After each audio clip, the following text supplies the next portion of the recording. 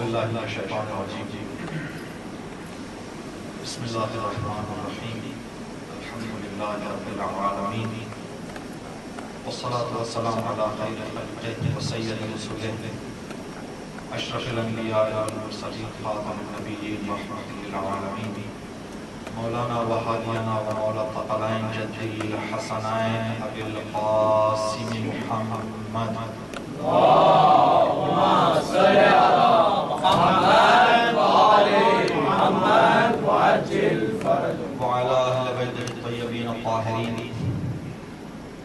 لا سيما بقية الله في الأراضين اللهم اغفر للمؤمنين والمؤمنات والمسلمين والمسلمات الأحياء منهم والأموات تابع بيننا وبينهم بالخيرات إنك مجيب الدعوات إنك على كل شيء قدير واللعنة على أعدائهم أجمعين أما بعد قال الله تبارك وتعالى في كتابه الكريم وفرقانه الحميد وقوله الحق بسم الله الرحمن الرحيم حتى إذا جاء أحدهم من الموت قالوا رب ارجعوني لعلي أعمل صالحا فيما تركت كلا إنها كلمة هي قائلها ومن ورائهم برزخ إلى يوم يبعثون صدق الله العلي العظيم.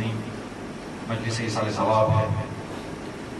اس مجلس کے ثواب آپ کو خداوند اللہ انشاءاللہ جس مضمون کے نام سے یہ مجلس منعقد ہو رہی ہے ان کو قبول اور ان کے روح کو ایصال فرمائیں. تمام گناہوں صغیرہ و کبیرہ مرحوم کے معاف فرمائیں. مرحوم کو جوار اہل بیت میں جگہ عنایت فرمائیں اور مرحوم کے ورثاء و رشتہ داروں کو صبر جمیل عنایت فرمائیں. صلوات پڑھیں محمد و آل محمد. اللہم صل علی محمد و آل محمد. سورہ مومنون کی آیت نمبر 99 اور آیت نمبر 100 دو آیتوں میں خداوند عالم انسان کی اس دنیا سے جانے سے پہلے آخری جملات اور اس دنیا سے جانے کے بعد کی زندگی کے بارے میں گفتگو کر رہا ہے. یہ دنیا کی زندگی جس میں ہم سب ابھی جی رہے ہیں اس کے بارے میں کیسے جی رہے ہیں آدمی کو کوئی چیز بتانے کی ضرورت نہیں ہے. آدمی چاہے غفلت میں ہو چاہے ہوشیار ہو زندگی گزر رہی ہے. جو بیدار آدمی ہے اس کی زندگی میں گزر رہی ہے. جو غافل اور بے توجہ آدمی ہے انسان ہے اس کی زندگی بھی گزر رہی ہے. لیکن دونوں میں فرق یہ کہ غافل انسان جب حالت انتظار میں ہوتا ہے الملک الموت اس کے سراہنے پہنچتے ہیں اس کی روح نکالنے کے لیے اس وقت خدا سے ایک خواہش کرتا ہے غافل انسان. آیت میں خداوند عالم اس درخواست کی طرف توجہ دلا رہا ہے اور بتا رہا ہے کہ یہ غافل انسان کیا خدا سے درخواست کرے گا. خدا فرما رہا ہے کہ جب غافلوں کو موت کا وقت غافلوں کی موت کا وقت نزدیک آتا ہے تو یہ لوگ خدا سے کہتے ہیں کہ ربی ارجعونی خدایا ایک چانس دے دے ایک موقع اور دے دے. جب وہ زندہ تھا اس وقت اس نے کبھی خدا سے موقع نہیں مانگا. جب اسے کہا جاتا تھا کہ بھائی تھوڑا ہوشیار ہو جاؤ کہا کہ موت بھی آئے موت بھی ہے اس طرح کی باتیں آدمی کرتا ہے. لیکن اس موقع پر خدا سے کہہ رہا ہے کہ خدایا ایک موقع دے دے. خدا کہہ رہا ہے کہ کل نہیں ہرگز یہ موقع تجھے ملنے والا نہیں ہے. یہ وہ جملے ہیں تو نے جس کو اپنی زندگی میں کئی مرتبہ کہا. ایک چھوٹے ایکسیڈنٹ سے تیری جان بچ گئی تو کہا کہ نہیں اب سے سدھر جا. ایک ناخواستہ خوشی تجھے مل گئی تو ارادہ کر لیتا نہیں اب سمجھ جانا. کئی موقع تیری زندگی میں آئے تو نے کئی مرتبہ کہا ہر مرتبہ جب موقع گزر جاتا تھا تو پھر وہی راستے پہ چلا جاتا تھا جس راستے پہ تو تھا تو نہیں اب تجھے موقع ملنے والا نہیں ہے. اب اس کے بعد برزخ ہے قیامت تک. اس آیت میں دو باتوں کی طرف خداوند عالم اشارہ فرما رہا ہے ان دو آیتوں میں. ایک اس دنیا سے جاتے وقت آخری جملات غافلوں کے کیا ہوں گے، اور اس دنیا میں یعنی مرنے کے بعد کیا ہوگا انسان کا. یہ دو باتوں کی طرف آدمی کو توجہ دلائی جا رہی ہے. انشاءاللہ دوسرے رخ کی طرف مرنے کے بعد کی زندگی کی طرف مختصر آج اس مجلس میں آپ کی خدمت میں کچھ معلومات عرض کرنا ہے. معمولاً یہ سب ہمارے ذہنوں میں سوالات ہیں، پوچھے بھی جاتے ہیں، ممکن ہے آدمی کو صحیح جواب ملے یعنی اطمینان ہو نہ ہو یہ الگ مسئلہ، لیکن یہ سب سوالات آدمی کے ذہن میں آتے ہیں کہ مرنے کے بعد کیا ہوگا.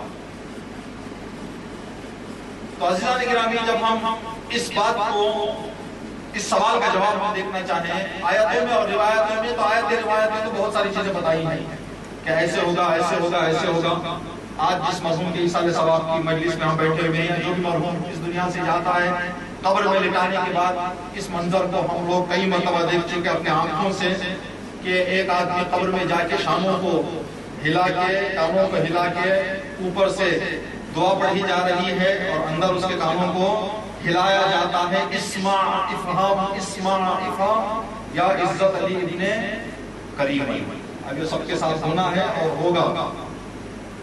یہاں پر جو بات کہی جاتی ہے اذا اتاک الملکان من رسولین وسألاک عن ربک، اے مرحوم ابھی جب ہم دفن کر کے چلے جائیں گے، قبر کو بند کر کے چلے جائیں گے، دو ملک آئیں اور یہ دو ملک تم سے سوال کریں کہ تمہارا رب کون ہے، تو جواب دینا کہ اللہ. ایک ایک چیز، تمہارا کعبہ کیا ہے تو بتاؤ، قبلہ قبلہ کیا ہے، یہ رسول کون ہے تو حضرت پیغمبر. ایک ایک چیز بتاتے ہوئے جاتے ہیں. آخر میں آ کے کہتے ہیں کہ اس بات پر پکا یقین رکھنا کہ سؤال منکر و نکیر فی القبر حق. اے مرحوم اس بات پر پورا ایمان رکھنا، پورا عقیدہ رکھنا کہ قبر میں نکیر اور منکر کا سوال برحق ہے، سوال ہوگا. تو ابھی جو سوال ہوگا تو ہمارے ذہنوں میں اس سوال کے بارے میں سوال یہ آتا ہے کہ اسی مٹی کے اندر جس میں ہم نے مرحوم کو دفن کیا، یہاں پر سوال ہوگا اس کے اندر، اس قبر میں جس میں پتھر میں ہم نے بند کر دیا. معمولاً ہمارے یہاں اس لیے کہ گاؤں میں زمین زیادہ ہے، جب دفن کیا جاتا ہے تو کھدائی کرنے والے وہ کہتے ہیں کہ اتنا کھدائی کرو کہ اگر مردہ اٹھ کے بیٹھنا چاہے تو آرام سے بیٹھ سکے. نہیں، مردہ کوئی بیٹھنے والی چیز نہیں. تو سوال جو یہاں ہوگا، اگر بیٹھنے کی بات ہے، جو مومنین ایسے شہروں میں گئے جہاں پر تنگی ہے، جگہ کی تنگی کی وجہ سے، مشرق مقدس میں ہم کئی مرتبہ اس منظر کو اپنے آنکھوں میں دیکھ چکے ہیں، 1.7 فٹ کی قبر میں 3 مردوں کو دفن کرتے ہیں. نیچے ایک مردے کو دفن کیا جاتا ہے، اس کے بدن کو مس ہوتے ہوئے پتھر ڈال دیے جاتے ہیں، پھر اس کے اوپر ایک مردے کو لٹایا جاتا ہے، پھر اس پر پتھر، پھر اس کے اوپر ایک مردے کو لٹایا جاتا ہے، اس کے اوپر پتھر ڈالنے کے بعد قبر کا جو نام لکھا جاتا ہے مرحوم فلاں صاحب، تو قبر پر 3 پتھر ہوتے ہیں نشان کے، فلاں صاحب ابن فلاں صاحب، فلاں صاحب، یہ 3 پتھر نام کے وہاں پہ ہوتے ہیں کہ ان مرحومین کی قبر یہاں پر. اگر ان کو بیٹھنا کہاں سے بیٹھیں گے؟ اگر بات بیٹھنے کی ہے تو یہ کہاں بیٹھیں گے؟ تو بیٹھنے کی بات یہاں پر نہیں ہے. جب مردہ ہی نہیں بیٹھ سکتا تو پھر فرشتے دو آئیں تو کہاں بیٹھیں گے؟ تو سوال ہمارے ذہن میں یہ، اس بات کی طرف تھوڑا سا ہم کو غور کرنا ہے کہ مرنے کے بعد ہم سے سوال کہاں ہوگا؟ اسی قبر میں ہوگا. اگر ہم کہیں کہ اسی قبر میں ہوگا، اس بات میں شک نہیں ہے کہ ہوگا، سوال ہونا ہے اس میں ہمیں کوئی شک نہیں ہے. ہمارا سوال یہ ہے کہ کہاں پہ سوال ہوگا؟ قبر میں ہوگا. اگر قبر میں کہیں کہ اسی قبر میں، جس قبر میں ہم مردے کو دفن کرتے ہیں، اسی میں سوال ہوگا، تو 2-3 باتیں ہمارے ذہن میں آئیں گی. اگر کسی انسان کی موت پانی میں ہو گئی تو حکم شرعی، قانون اسلام یہ ہے کہ پانی میں موت ہونے والے آدمی کے لیے کشتی میں چلنے والے لوگ دیکھیں کہ کنارہ کتنی دور ہے. اگر مردہ پھٹنے سے پہلے، پھولنے سے پہلے، بدبو آنے سے پہلے بارڈر پر پہنچ رہے ہیں تو پانی میں دفن نہ کرو، انتظار کرو، زمین مل جائے تو زمین کی کھدائی کر کے دفن کر دینا، قبر تیار کر دینا۔ لیکن اگر اس بات کا گمان ہو، شک ہو کہ اگر ہم مردے کو تھوڑی دیر کے لیے رکھیں گے تو خون اس کے بدن سے شروع ہو گیا ہے، یہ سب تکلیفیں ہوں گی، تو کہا جاتا ہے کہ نہیں، اب انتظار نہ کرو بلکہ فوراً دفن کرو۔ اب فوراً دفن کرنے کے لیے قبر تو نہیں کھدائی کر سکتے پانی میں، کیا کریں؟ تو شریعت کہتی ہے کہ وزنی چیز اس کے بدن سے باندھ دیں، پانی میں چھوڑ دیے اس کی قبر۔ اب جب پانی میں جائے گا یہ مردہ تو کس کی غذا بن جائے گا؟ مچھلیوں کی، جو جانور پانی میں ہیں۔ اب ایک جانور ایک حصہ لے کے چلا گیا، دوسرا جانور دوسرا حصہ لے کے چلا گیا، فرشتہ کے سوال کریں تو کہاں کریں گے؟ اس سے سوال ہے نہیں، اس سے سوال ہونا یا نہیں ہونا ہے؟ اس سے تو سوال ہونا ہے۔ اب اس کے لیے قبر نہیں ہے، کہاں سوال ہو؟ ہر بدن کے ایک حصے پہ جانور لے کے چلا گیا۔ ایک چیز کہ سوال کہاں پر ہوگا، اس بات کو سمجھنی چاہیے۔ دوسری مثال، جہاں پر آگ کی وجہ سے انسان کی موت ہو جاتی ہے، کسی جگہ آگ لگ گئی کسی بلڈنگ میں، جو لوگ اندر ہیں، جو مر رہے ہیں، ان کا نام و نشان باقی نہیں رہتا، کوئی چیز نہیں ملتی کہ لے جا کے ان کو دفن کیا جائے۔ اب ان لوگوں کے لیے سوال بنا ہوگا جن کی نہ قبر ہی نہیں بنی، سوال ہوگا یا نہیں ہوگا؟ سوال ہوگا۔ لیکن جب ان کی قبر نہیں ہے تو کہاں ہوگا؟ تو اس قبر میں یہ جو ہم مٹی میں دفن کر رہے ہیں کہ یہاں پر ہوگا، اگر یہاں پر ہونے کو ہم مانے تو ان لوگوں کے لیے سوال کہاں ہوگا؟ جو مختلف مذہب کے عقیدے رکھنے والے، جیسے تھائی لینڈ کے بدھسٹ، مردوں کو دفن کرنے کا جو طریقہ ہے یہاں پہ جلا دیا جاتا ہے، جلانے کے بعد ان کے بچے ہوئے خاک کو، راکھ کو جیسے انڈیا میں پانی میں کر دیا جاتا ہے، تو اس کے لیے کوئی قبر نہیں بنی، تو اس کا سوال کہاں ہوگا؟ تو اس کے بارے میں اگر ہم تھوڑا سا سوچیں تو علماء بیان کرتے ہیں کہ ہر مرنے والے کے لیے دو قبریں ہوتی ہیں۔ اس پہ توجہ کریں کہ ہمارا سوال کہاں ہوگا؟ قبر میں ہوگا لیکن اس قبر میں نہیں، مٹی والی قبر میں نہیں، یا جس پہ قبر پہ جا کے ہم فاتحہ پڑھتے ہیں اس قبر پہ نہیں۔ ہر مرنے والے کے لیے دو قبریں ہوتی ہیں۔ ایک قبر وہ جس قبر میں آدمی کو دفن کیا جاتا ہے، اگر سوکھے میں مرے، شہر میں مرے تو دفن مٹی میں کیا جائے گا، پانی میں مر جائے تو دفن پانی میں کیا جائے گا، یہ ایک قبر، یہ جسم کی قبر ہے، انسان کے اس اعضاء و جوارح کی قبر ہے۔ دوسری قبر انسان کے روح کی ہے۔ سوال جو ہوگا انسان کے ساتھ، انسان کے بارے میں، اس روح کی قبر میں ہوگا۔ اگر روح کی قبر کو ہم تصور نہ کریں تو جل کے مرنے والوں کا سوال کہاں ہوگا؟ اس قبر میں تو نہیں، اور اس کی قبر ہی نہیں ہے، تو اس قبر میں ہوگا جو روح کی قبر ہے۔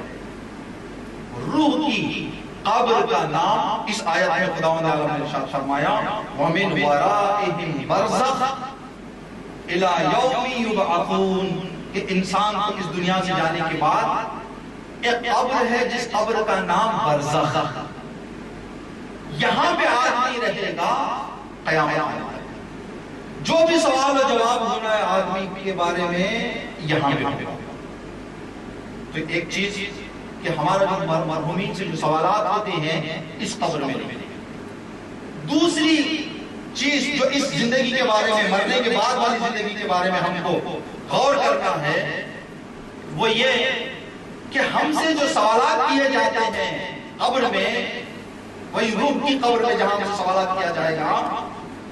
یہاں پہ سوالات کے بارے میں ایک چیز بڑی غور سے آج جو بات ہم آپ کی خدمت میں عرض کرنے جا رہے ہیں، انشاءاللہ کہ ان مجلسوں کے سب سے تھوڑی بہت معلومات ہم کو ہوتی ہے، لیکن اس مطلب کو سننے کے بعد تھوڑا سا ہم سب کو ہوشیار ہو جانا چاہتے ہیں۔ وہ مطلب یہ کہ جب ہم سے سوال کیا جائے گا کہ تمہارا رب کون ہے، تو ہم جواب دیں گے اللہ. کیا یہ ہمارا جواب کمپلیٹ ہو گیا؟ پاس ہو گئے ہم اس جواب میں پاس ہو گئے. علماء عقیدے کے بارے میں، ایمان کے بارے میں گفتگو کرنے والے علماء بیان کرتے ہیں آیاتوں اور روایتوں کو اس حوالے سے جو آئی ہیں ان کو جانچ پڑتال کرنے کے بعد کہ اتنا جواب دینا کافی نہیں ہے کہ میرا رب اللہ ہے. ہر مرنے والے آدمی کو، چاہے وہ اللہ کا ماننے والا ہو یا اللہ کا ماننے والا نہ ہو، اس کو صرف یہ کہنا کافی نہیں ہے کہ میرا رب اللہ ہے. جو اللہ کو نہیں مانتا تھا فرعون کے زمانے میں، جو فرعون کو خدا مانتے تھے، جب ان لوگوں سے کہا جائے گا، سوال پوچھا جائے گا تمہارا رب کون ہے، تو وہ جواب دیں گے فرعون. چاہے وہ جس جواب کو بھی دے دے، یہ جواب کامل جواب نہیں ہے. روایات میں ہے، علماء بیان کرتے ہیں کہ آدمی کو جب سوال کیا جائے گا کہ تمہارا رب کون ہے، جب کہے گا اللہ، تو کہیں گے دلیل کیا؟ جواب دلیل کے ساتھ بتانا.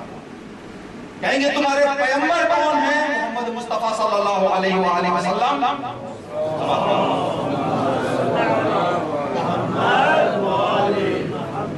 کہیں گے دلیل کیا؟ اب یہ دلیل آدمی کو جواب دلیل کے ساتھ بولنا ہے. اگر جواب دلیل کے ساتھ دیا جائے تو کامل جواب، اگر نہیں تو اسی لیے کہا جاتا ہے کہ بعض لوگ ایک سوال کے جواب میں 50,000 سال رکے رہتے ہیں. آدمی سے کہا جائے کہ تمہارا رب کون، اللہ کہہ دے گا آدمی، تو پھنسے گا کہاں پہ؟ دلیل. جہاں آدمی مشکل میں پھنسے گا، تمہارا امام کون، جب امام کا نام لے گا تو کہے گا دلیل. اب ضروری نہیں ہے کہ دلیل جس طرح سے ہم امتحان دینے کے لیے یاد کرتے ہیں اسے یاد کریں. ہر آدمی اپنی فکر کے مطابق، اپنے علم کے مطابق دلیل رکھتا ہے. ممکن ہے کہ کسی آدمی کی دلیل کسی عالم کے دلیل سے بہت سادی ہو، لیکن دلیل ہے، دلیل بتا دے کافی ہے. لیکن بغیر دلیل کے علماء کہتے ہیں کہ نہیں، جواب ناکامل ہے. تو آدمی جو پھنسے گا، مدتوں تک جو کھڑا رہے گا دلیل بیان کرنے کے مقام پر کہ تم نے جو اللہ کو ایک مان لیا، تم نے اللہ کو رب مان لیا، یہ دلیل کیا. اگر بغیر دلیل کے آدمی کوئی عمل، کوئی ایمان، کوئی عقیدہ اپنا لیا ہے، تو دلیل کے بغیر اپنایا ہوا عقیدہ آدمی کو مضبوطی عطا نہیں کر سکتا.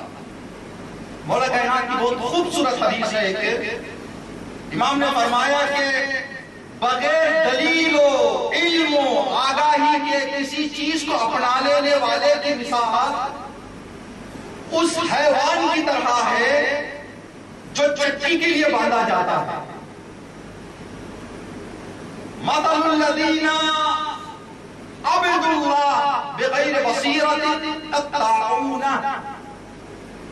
یہ چٹی کو باندھے ہوئے حیوان کی مثال کیا ہے؟ ہم لوگ ایک گاؤں کی زندگی کرتے ہوئے اکثر اس چیز کو دیکھ چکے ہیں. جب گیہوں کا یا ایسی چھوٹی چھوٹی چیزوں کا فصل نکلتی ہے جس سے دانے نکلتے ہیں، تو کیا کرتے ہیں کسان اس گھاس کو، جس گھاس میں چاول لگے ہوئے ہیں، زمین پہ بچھا دیتے ہیں، اس کو پھیلا دیتے ہیں. پھیلانے کے بعد ایک موٹا سا پتھر گائے کے پیچھے یا کسی حیوان کے پیچھے باندھ کے اس حیوان کے آنکھوں پر پٹی ڈال دیتے ہیں. پٹی ڈالنے کے بعد اس حیوان کو گھماتے رہتے ہیں. اب یہ حیوان کو گھمایا جا رہا ہے، پٹی آنکھوں پر ہونے کی وجہ سے اس کی سوچ یہ ہے کہ میں لمبا جا رہا ہوں، میں ایک بہت لمبے سفر پہ نکلا ہوا ہوں، لیکن کہاں ہے وہ؟ وہیں پر ہے جہاں پر گھوم رہا ہے. تو امام فرما رہے ہیں کہ بغیر علم و دلیل کے کسی چیز کو اپنانے والا اسی حیوان کی طرح ہے. 70 سال عبادت کرے گا لیکن جہاں ہے وہیں پر گھومتا رہے گا آدمی، لیکن گھومنے کے بعد جب رات میں اس حیوان کی آنکھوں سے پٹی ہٹا دی جاتی ہے تو حیوان دیکھتا ہے کہ میں جہاں تھا وہیں پہ ہوں. کیوں اس کو نتیجہ نکلا؟ امام نے فرمایا کہ بغیر دلیل و برہان کے سمجھے بغیر آدمی کسی چیز کو اپنا لے تو یہی نہیں جاؤ. اس کی مثال یہ نہیں 60 سال چلے گا 70 سال شاید آپ حضرت ضرور اس واقعے کو سنا ہوگا. مشہور واقعہ وہ اس واقعے کو بیان کیا جاتا ہے کہ حضرت عیسیٰ کے زمانے میں حضرت عیسیٰ ایک مقام سے گزر رہے تھے. دیکھا کہ ایک آدمی عبادت میں مصروف ہے. حضرت عیسیٰ چلے گئے نماز ادا کر کے. یہ آدمی نماز کے بعد بھی تسبیح پڑھ رہا ہے. حضرت عیسیٰ سمجھے کہ یہ آدمی شاید 5-10 منٹ کے بعد چلا جائے گا اپنے گھر کو. جب واپس آئے تب بھی وہ اسی مقام پہ بیٹھا ہوا ہے. حضرت عیسیٰ نے فرمایا کہ میں پہلی مرتبہ دیکھ رہا ہوں, ممکن ہے آج کسی خاص نیت سے کسی خاص ارادے سے آ گیا ہے عبادت کے لیے. پھر کچھ عرصے کے بعد اسی مقام سے گزر ہوا دیکھا کہ وہی آدمی وہی مصلی اسی مقام پہ. لوگوں سے سوال کیا کہ بھائی اس کا کام کیا ہے؟ کہا کہ اپنی مختصر ضرورت پوری کرنے کے بعد اپنے زندگی کا اکثر وقت عبادت خدا میں گزارتا ہے. حضرت عیسیٰ رشک کرنے لگے. کہا ایسے بھی لوگ دنیا میں ہیں, یعنی فرصت ملے تو عبادت, فرصت ملے تو عبادت.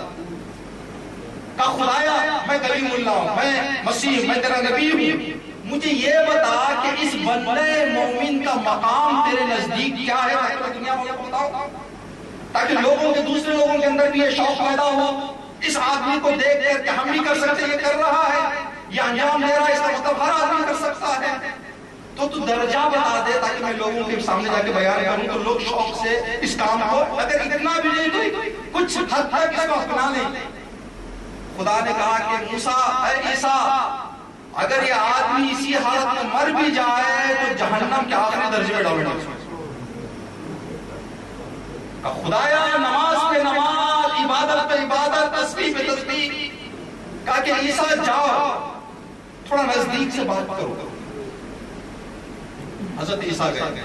اے بندہ خدا, ماشاءاللہ تو اتنی عبادت کر رہا ہے. کہاں جناب عیسیٰ, جب بھی مجھے فرصت مل جاتی ہے میں مصلی بچھا کے بیٹھ جاتا ہوں. بیکار کی باتیں سے کیا ملتا ہے, یا تو کسی کی غیبت ہوگی یا تہمت ہوگی, ان سب چیزوں سے بچ کے میں اپنی تنہائی اختیار کر لیتا ہوں. میرے مالک سے میں راز و نیاز کرتا ہوں. کہا کہ ماشاءاللہ کتنی عبادت کرتا ہے, خدا کو کتنا پہچان چکا ہے جس کی وجہ سے اتنی عبادت اور یہ جملہ تیرے زبان سے نکل رہے ہیں. کہا کہ جناب عیسیٰ ہاں اس لیے میں یہ عبادت انجام دے رہا ہوں کہ میں نے اللہ کو بہت اچھا پہچان لیا ہے. کہا کچھ مجھے بتاؤ کہ کتنا پہچانا تم نے؟ کہا کہ اللہ کے سب کام صحیح ہیں, ایک کام.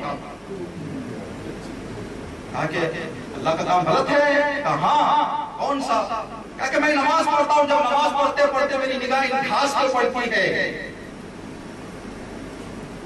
اس سبزی پہ پڑتی ہے, اس ہریالی پہ پڑتی ہے, جو اگ رہی ہے آنکھوں کو تو بہت خوشی دے رہی ہے, بڑا دل نواز منظر ہے. لیکن ایک گھاس جب سوکھتی ہے تو میرا دل جل جاتا ہے کہ خدا کسی حیوان کو اوپر سے اتار دیتا تھا کہ یہ بیکار کہا جاتا. یعنی یہ بیکار خدا نے پیدا کیا, یہ گھاس بیکار ہے. تو حضرت عیسیٰ سمجھ گئے کہ ہاں عبادت ہے لیکن سمجھداری نہیں ہے. اس وجہ سے خدا نے کہا کہ اس کو جہنم میں ڈالو. تو یہ آدمی کے لیے ضروری ہے دلیل بیان کرے, لیکن دلیل اپنے حد تک جو اس کے ذہن میں ہے, جس حد تک وہ سمجھ گیا ہے. 2-3 مثالیں آپ کی خدمت میں عرض کریں دلیل کے حوالے سے کہ آدمی اپنے درجے کے مطابق, اپنی معلومات کے مطابق دلیل رکھے. خبر میں جو سوال ہوگا, سوال دلیل کے ساتھ پوچھا جائے. کسی زمانے میں ایک شخص اپنے باپ کے ساتھ سفر پہ نکلا. سفر پہ نکلنے کے بعد راستے میں باپ کا انتقال ہو گیا, جنگل میں باپ کا انتقال ہو گیا. اب باپ کی میت سامنے ہے, بیٹا جنازے پہ ہے, سراہنے ہیں, اٹھا کے لے جا نہیں سکتا, مشکل ہے. نگاہوں کو دوڑایا تو دیکھا کہ چرواہا کچھ بکریوں کو ہاتھ میں لکڑی لیے چرا رہا ہے, گھاس دے رہا ہے. قریب پہنچے, جناب اس شہر میں کوئی عالم ہے جو ہمارے مرحوم والد صاحب کی نماز پڑھ کے دفن کرتے ہیں؟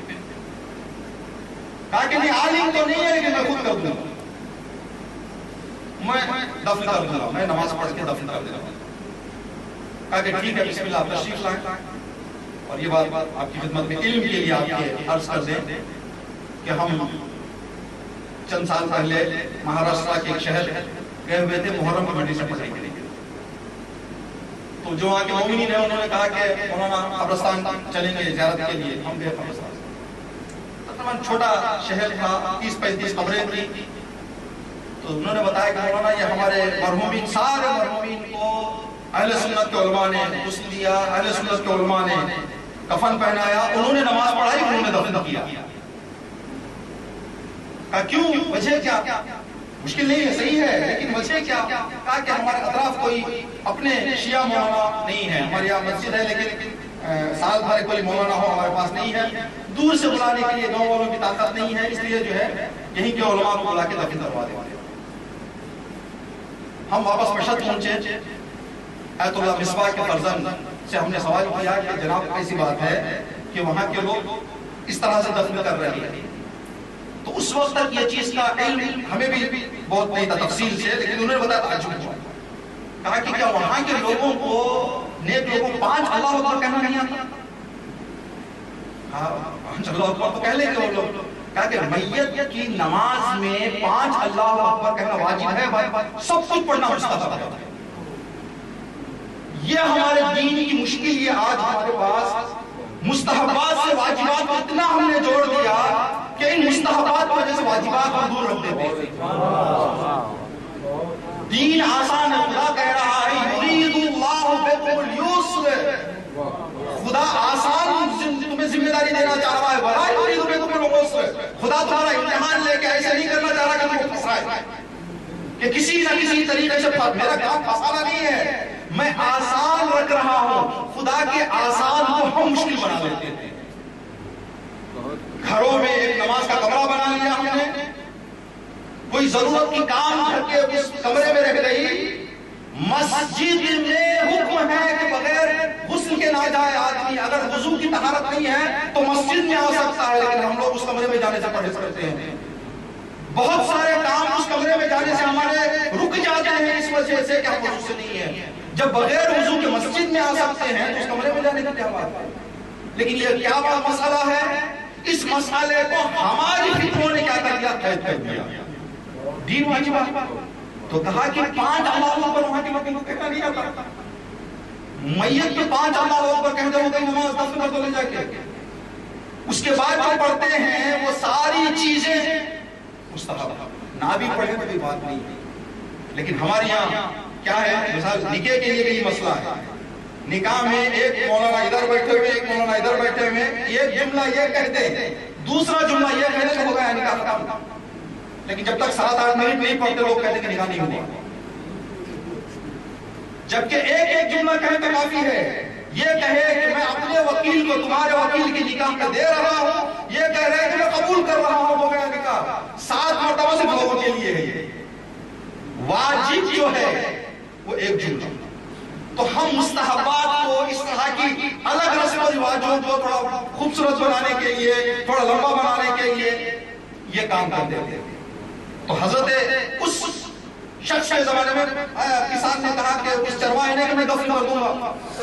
بسم اللہ آئے, نماز پڑھی, 5 اللہ اکبر کہا, اس نے ہاتھوں کو اٹھایا, آہستہ آواز میں, صرف بیٹا دیکھ رہا تھا کہ ہونٹ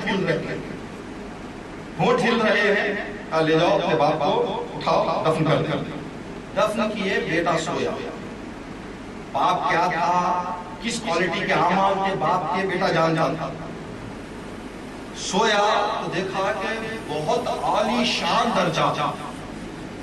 بابا جان آپ کے اعمال میں دیکھتا ہوں, جانتا ہوں, آپ کے اعمال ہوں اور یہ درجے ہیں, میں نہیں سمجھتا کیا ہو گیا, الگ سے کیا مل گیا آپ کو؟ تو کہا بیٹا یہ سب کچھ اس چرواہے کی وجہ سے, اس چرواہے کے وجہ سے یہ سب درجے ملے. دلیل ہونا چاہیے آدمی کے پاس جب جواب فرشتوں کو. دلیل بھی اپنے حد سے, ضروری نہیں ہے کہ قرآن کی 3 آیتوں کو پڑھے, 3 حدیثوں کو پڑھے, کہے کہ یہ حدیث یہ آیت کو ملائے تو یہ نتیجہ ملنا ضروری نہیں. آج بھی اپنی زبان سے دلیل کہتے ہیں, اپنے حد تک کی دلیل, لیکن ایسی دلیل ہو جو مانی جائے. کہا کہ بابا بیٹا اگر تم معلوم کرنا چاہتا ہے کہ کیا ہوا میرے ساتھ, جا اس چرواہے سے مل. پوچھ چرواہے سے کہ کیا دعا کیا تھا اس نے، ہاتھوں کو اٹھا کے آہستہ آواز میں. بیٹا کہتا کہ میں پہنچا چرواہے کے پاس، میں نے جا کے کہا چچا جان آپ نے آخر وہ دعا کیا پڑھ دی؟ لکھ کے دے کم از کم ہم اپنے دوسرے موڑوں میں پڑھے تاکہ یہ درجے ان کو بھی ملتے رہے. تو کہا بیٹا میں نے کچھ دعا نہیں پڑھی، مجھے عربی پڑھنا ہی نہیں آتا کہ دعا پڑھوں. اب پھر کیا کیا آپ نے؟ کہا میں نے ہاتھوں کو اٹھا کے کہا کہ خدایا یہ جو آدمی مرا آج رات میرے گھر مہمان ہوتا، ان بکروں میں سے ایک بکرا کاٹ کے اس مہمانی کرتا، تیرے پاس آیا ہے دیکھتا ہوں کیا کرتا. سادی باتیں خدا نے کہا کہ اتنی معرفت ہے. چرواہے کی عقل فکر اتنی، خدایا اگر میرے پاس آتا کم از کم جو کام میں کرتا ایک بڑا ذمہ دار، آج تیرے پاس آ رہا دیکھتا ہوں کیا کرتا. یہ چیز ہے جو آدمی اپنے طریقے سے اپنی فکر کے مطابق، وہ چرواہا تھا تو چرواہے کے مطابق آدمی جو دلیل بیان کرے خدا کو پسند آ جائے، کامیابی کے لیے کافی ہے. ضروری نہیں ہے کہ کوئی بڑی دلیل پیش کرے آدمی، بڑی دلیل پیش کرے. ایک اسی چرواہے کی ایک اور مثال دیکھیں، مسائل کی طرف آئیں. کرسچنز جو آج ان کی پالیسی پہلے زمانے سے ان کی چل رہی ہے، آج بھی ہے. یہ لوگ کہیں پر جب پڑاؤ ڈالنا چاہتے ہیں، کسی پر ایک سینٹر بنانا چاہتے ہیں، تو ہم لوگوں کی طرح بغیر سوچے بغیر سمجھے کہ کوئی کام شروع نہیں کر دیتے. ساتھ ساتھ وہ لوگ پہلے ایریا کو پڑھتے ہیں، ایریا کی ضرورت کو پڑھتے ہیں، جس ملک کو بھیجنا چاہ رہے ہیں، جس منطقے کو بھیجنا چاہ رہے ہیں، اس منطقے کی بولی سکھاتے ہیں اپنے لوگوں کو. پھر اس کے بعد وہاں کے رسم و رواج سکھانے کے بعد آدمی کو بھیجتے ہیں. اگر وہ عرب کے کسی علاقے میں بھیجنے کا ارادہ رکھتے ہیں تو پہلے اپنے جو مسیحیت کی تبلیغ کرنے والے کے لیے جس کا انتخاب کر رہے ہیں پہلے عربی سکھاتے ہیں. اگر ہندوستان میں بھیجنے کا ارادہ رکھیں تو ہندی جہاں ہندی بولی جا رہی ہے. آج ہم لوگوں کی ہمارے مذہب کی شیعہ تبلیغ کی بہت بڑی جو کمی ہے، یوٹیوب اٹھا کے اگر ہم دیکھیں تیلگو میں، کنڑا زبان میں، ہر زبان میں وہابیت کی تقریریں اتنی خوبصورت ہو رہی ہیں کہ لوگ آٹومیٹکلی جائیں گے وہاں پہ. لیکن ہماری کمی کیا ہے؟ نہ ہمارا ایک سلام اس زبان میں ہے، نہ ایک مرثیائی زبان میں ہے، نہ ایک تقریری زبان میں ہے.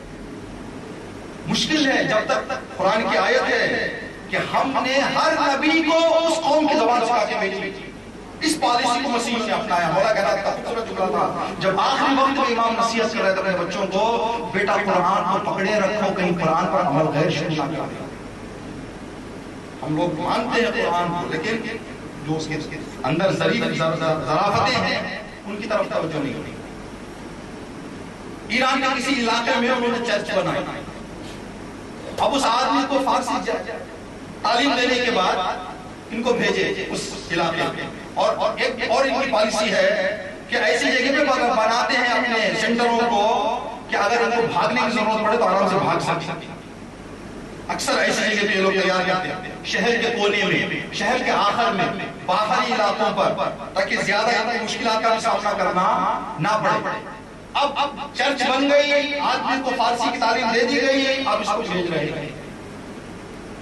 جب یہ نکلے اپنا سامان لے کر اس دیہات کے وارد ہوئے جہاں پر چرچ بنائی گئی تھی، وہاں بیٹھ کے لوگوں کو تبلیغ کرنے کے لیے، تو اب معلوم نہیں تھا. شہر میں تو آ گئے، بس اسٹینڈ تک پہنچ گئے، لیکن چرچ کہاں ہے نہیں معلوم.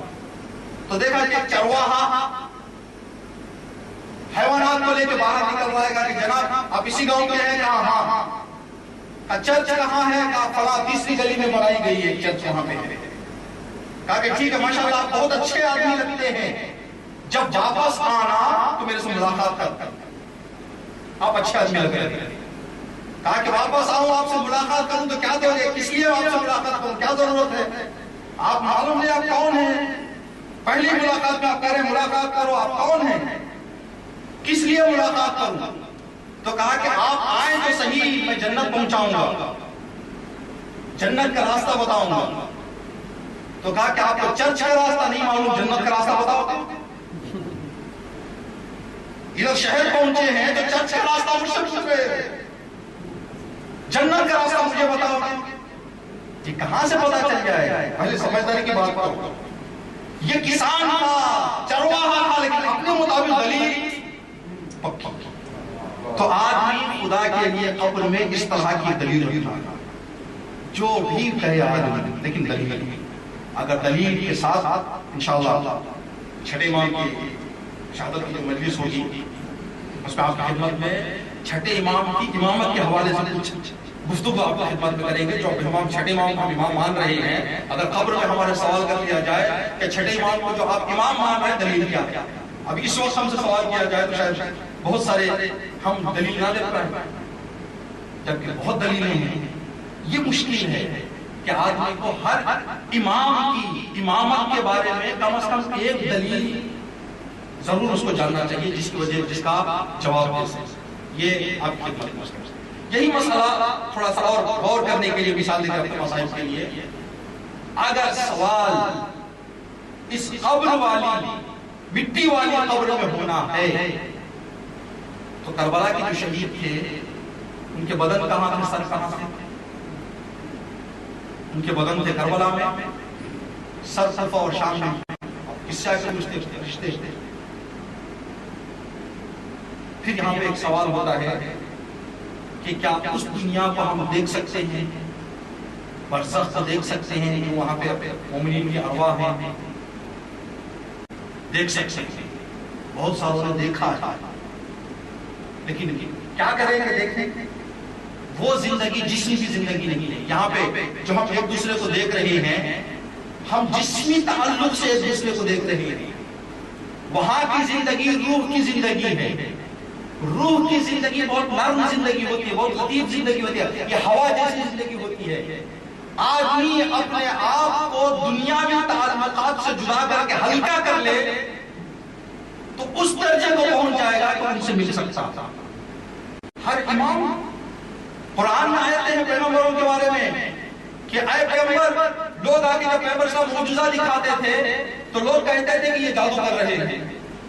اب پیغمبر اسلام اپنی ساری علم اور حکمت کے ذریعے سے معجزہ دکھائیں، سامنے والا جادو کہہ دے تو پیغمبر کے دل پہ کیا گزرے گی؟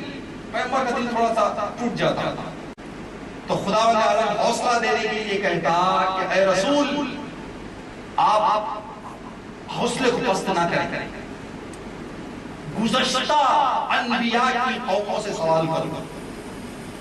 ہر نبی کو یہی کہا تھا. تو یہاں پر علماء اس آیت کے نیچے لکھتے ہیں کہ اگر پیغمبر اسلام کو ان روحوں سے بات کرنے کی طاقت نہ ہوتی تو خدا کس لیے کہتا ہے؟ خدا کہہ رہا ہے کہ سوال کرو موسیٰ کی قوم سے. تو موسیٰ کی قوم کی روحیں ہیں، پیغمبر اسلام اس اعلیٰ درجے کے ہیں جن سے مل سکتے ہیں. خدا کہہ رہا ہے کہ اگر آپ اطمینان حاصل کرنا چاہتے ہیں تو ان سے سوال کرو. تو مل سکتا ہے آدمی، ضروری ہے کہ اس درجے پہ. مولا کائنات جنگ صفین سے واپس آ رہے ہیں، دارو جو وادی السلام ہے نجف اشرف، اس قبرستان میں امام لیٹے، نیچے نہ چادر نہ کوئی کپڑا، امام لیٹے. قمر دیکھنے لگے کہ مولا آپ نیچے لیٹے ہیں، کم از کم تھوڑا سا بیٹھ جائیں، اپنی عبا پھیلا دو پھر آپ لیٹ جائیں. جب قمر نے کہا تو امام نے فرمایا کہ قمر بلند آواز سے بات مت کرو، تکلیف ہو رہی ہے، ڈسٹرب ہو رہی ہے، زحمت ہوگی. مولا خبریں ہیں، خبروں پر زحمت ہوگی. کہا کہ قمر تم نہیں دیکھ رہے ہو، مومنین کی روحیں ایک دوسرے گروہوں میں جماعتوں میں بیٹھ کر گفتگو کر رہی ہیں. تمہاری باتوں سے تیز بات اس لیے کہا جاتا ہے قبرستان آدمی جائے جتنا کام اتنا کر کے واپس آ جائے، بیکار کی باتیں نہ کرے، بیکار کی باتیں نہ کرے. امام نے فرمایا کہ ان کو تکلیف ہوگی، زحمت. تو یہ انسان روح سوال جو یہ والی قبر میں نہیں جس میں ہمیں دفن کیا گیا. آدمی جب قبر میں لٹایا جاتا ہے تو آج کی رات جو ہم مجلس کر رہے ہیں ایصال ثواب کے لیے، یہ ایصال ثواب کی مجلس اس بات کی دلیل ہے کہ وہاں پر جو اماموں نے فرمایا کہ کام کرو، کہ وہاں کی زندگی ابھی چل رہی ہے. ورنہ جو چیز بند ہو جاتی ہے اس کے لیے کوئی چیز پہنچائی نہیں جا سکتی. کھلی ہوئی ہے تو اس لیے پہنچانے کی بھی سہولت آدمی کے لیے فراہم. اور اس ثواب کو پہنچانے کے لیے جو طریقہ ہمارے بزرگوں نے اپنایا ہے، اس سے بہتر طریقہ نہیں ہو سکتا. کون سا طریقہ؟ مرحومین کے ایصال ثواب کے لیے فاطمہ کے لال پر آنسو. اس سے بہتر، اس سے اچھا وسیلہ ثواب پہنچانے کے لیے اس مرحوم کے لیے ممکن نہیں. 8ویں امام مولا علی بن موسیٰ رضا علیہ السلام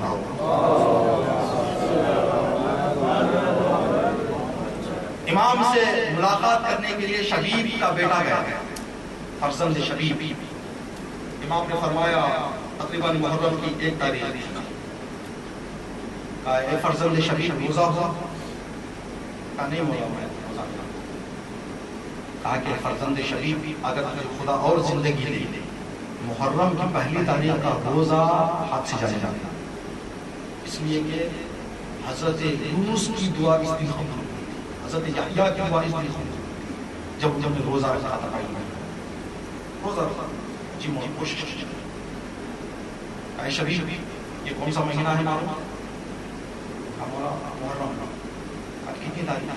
1 تاریخ. اے شبیب کے بیٹے اگر دنیا کی کسی تکلیف پر تیرا دل کرے کہ تھوڑی دیر رونے کا تیرا دل کرے تو اپنے مصیبتوں کو یاد کر کے نہ رو، کربلا کو یاد کر لے، کربلا کو یاد کر کے رو، اس لیے کہ تیری زندگی سمجھ جائے. یہ وہ راستہ ہے جو ہمارے علماء نے بتایا ہے، اور عجیب راستہ بھی ہے کہ انسان جب کسی مصیبت کو سنتا ہے، کسی غم کو سنتا ہے. ابھی جس مرحوم کی میت بھی ہے 4-5 دن کے بعد ان کے بچوں کے سامنے بھی ان کی گفتگو کی جائے شاید ان کو آنسو نہیں نکلیں گے. آدمی کا دل گرچہ جتنی سخت موت بھی ہوئی ہو، جتنی شدید موت بھی ہوئی ہو آدمی کی، لیکن جب ان کے سامنے وقت گزر جاتا ہے تو یاد کر کے افسوس تو کرے گا آدمی، لیکن آج جو گریہ کیا جا رہا ہے وہ شدت کل نہیں رہے گی، وہ طریقہ کل نہیں ہوتا. لیکن یہ فاطمہ کے لال کے غم میں کیا ہے؟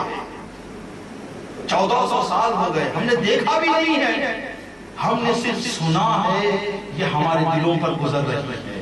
اسی لیے کبھی کبھی ذہن میں یہ بات آتی ہے، مولا امام حسین نے کئی مرتبہ کچھ مقامات پر چاہنے والوں کو یاد کیا. جو پہلا ایک مقام تھا جس میں امام نے یاد کیا تھا جب جناب علی اصغر کو لے کر گئے تھے میدان میں پانی لینے کے لیے امام، تو امام نے جناب علی اصغر کی شہادت کو دیکھ کر فرمایا شیعیما مہمہم شریعتم معاہد بن فاذکرونی او غریب او شہید او سمعتم بغریب فندمونی لا تکن فی یوم عاشوراء جمیعا تنظرونی. امام نے فرمایا اکبر کی شہادت ہوئی. امام نے یہ نہیں کہا کہ اے میرے شیعو اگر ہوتے کہ اکبر کیسے شہید ہوئے دیکھتے، یہ نہیں کہا امام نے. اور جناب عباس کی شہادت ہوئی، امام نے نہیں فرمایا کہ اے میرے شیعو کاش ہوتے دیکھتے کہ عباس کیسے شہید ہوئے. جناب علی اصغر کی شہادت ہوئی تو امام نے فرمایا کہ اے میرے شیعو اگر ہوتے یہ منظر دیکھتے تو کہ میں کس طرح پانی مانگ رہا تھا، لوگ کس طرح سے انکار کر رہے تھے، اس منظر کو دیکھنے کے لیے کاش تم سب ہوتے. دل کہتا ہے امام سے کہیں کہ مولا آج ہم سنتے ہیں تو رہا نہیں جاتا، اگر دیکھ لیتے تو کیا ہو جاتا. یہی بات ہے کہ کہتے ہیں کہ مولا امام حسین کے دل پہ کیا گزری ہوگی جس کے ہاتھوں پر، جس کے آنکھوں کے سامنے یہ مسائل گزرے. اجرکم اللہ. بس ایک روایت اور آپ کے سامنے، حضرت ابراہیم کو خدا نے بیٹے تھے. حضرت ابراہیم نے خدا سے دعا کی خدایا ایک بیٹی بھی دے. خدا نے کہا کہ ابراہیم تم اولاد مانگ رہے تھے، ہم نے اولاد مل گئی. اب اولاد مل گئی تم کا بیٹی کا سوال کیا کر رہے ہیں؟ جو ہم بھی کہتے ہیں، ہم کہتے ہیں کہ بیٹی باپ کے جنازے کی زینت ہوا کرتی ہے. جو بیٹے ہوتے ہیں وہ گلے ملتے رہتے ہیں، عصیت دیتے رہتے ہیں، لیکن جو جنازے پہ بیٹھتے ہیں وہ بیٹیاں ہوتی ہیں. کہا کہ خدایا میں چاہتا ہوں کہ میرے جنازے پر میری بیٹی ہوئے، میں اس وجہ سے بیٹی مانگ رہا ہوں، خدایا مجھے بیٹی دے دے. خدا نے دے دیا، بیٹی دے دی. تو حضرت ابراہیم نے بتایا کہ بیٹی باپ کے جنازے پر رونے کے لیے حضرت ابراہیم نے طلب کی. یہ کربلا کی قیامت کی بیٹی تھی جو باپ کا جنازہ تھا بیٹی بھی تھی، لیکن ایک چیز جو نہیں تھی، جس چیز کے لیے ابراہیم نے مانگا تھا بیٹی کو، حسین کی بیٹی چاہ رہی تھی، لیکن سامنے سے یہ ظلم ڈھایا جا رہا تھا کہ اگر آنسو بہائے جائیں تو تعزیہ میں لگائے جائیں گے، آنسو بہائے جائیں تو کوڑے برسائے جائیں گے۔ جناب سکینہ نے فرمایا بابا یہ میرے اوپر کیا مصیبت آ رہی ہے، باپ کا جنازہ ہو، بیٹی کی نگاہ ہو، لیکن رونے کی اجازت نہ ہو۔ اللہ لعنت اللہ علی القوم الظالمین، سیعلم الذین ظلموا ای منقلب ینقلبون۔ اور الہ پروردگار ہمیں اس مختصر سی ذکر اور عبادت قبول فرما، اس مجلس کے ثواب مرحوم الحاج جناب عزت علی صاحب کے روح وصال فرما، خدایا مرحوم کے درجات بلند فرما، مرحوم کے گناہ صغیرہ و کبیرہ کو معاف فرما، مرحوم کی پہلی قبر کی رات کو خدایا آسان فرما، مرحوم کے فرزندوں کو رشتہ داروں کو صبر جمیل عنایت فرما۔ ربنا تقبل منا انک انت السمیع العلیم۔